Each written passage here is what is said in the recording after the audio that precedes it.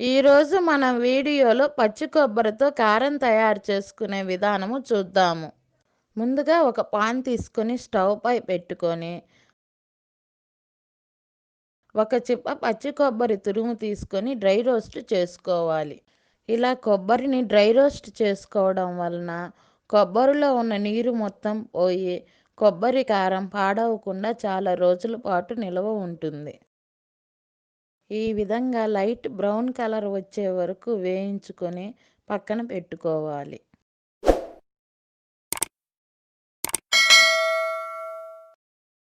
ఇప్పుడు పాన్ తీసుకొని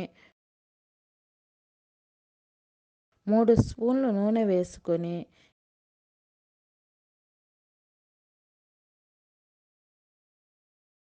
హీట్ అయ్యాక చిన్న కప్పుతో పచ్చిశనగపప్పు,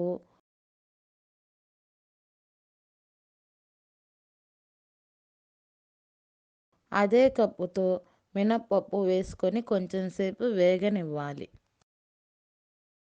అవి కొంచెం వేగాక 3 స్పూన్ల ధనియాలు,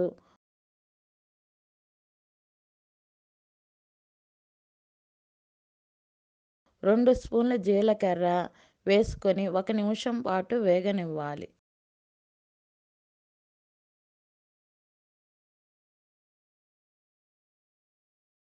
ఇవి అన్నీ వేగాక 50 గ్రాముల ఎండుమిర్చి వేసి బాగా వేయించుకోవాలి.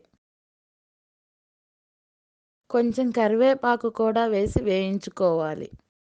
ఇవన్నీ మనం లో ఫ్లేమ్లో ఉంచుకొని వేయించుకోవాలి. మిరపకాయలు ఈ విధంగా గలగల్లాడుతూ శబ్దం వస్తే బాగా వేగినట్లు. మనం వేసుకున్న పప్పులు, కరివేపాకు, మిరపకాయలు అన్నీ బాగా వేగాయి. దించబోయే ముందు కొంచెం ఇంగువ వేసుకోవాలి.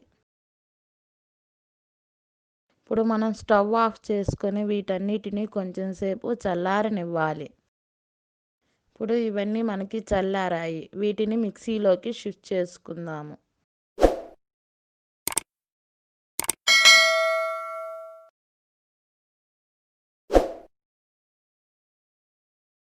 ఇప్పుడు దీనిలో మీ టేస్ట్‌కు తగినంత ఉప్పు, కొంచెం చింతపండు వేసుకోవాలి.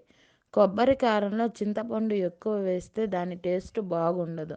కావున మీరు కొంచెం చింతపండే వేసుకోండి.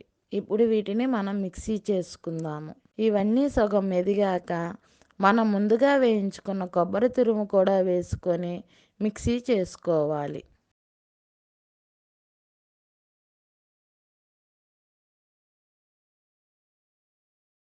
ఇప్పుడు మనకి కొబ్బరి కారం రెడీ అయింది. దీన్ని బౌల్లోకి సర్వ్ చేసుకుందాము.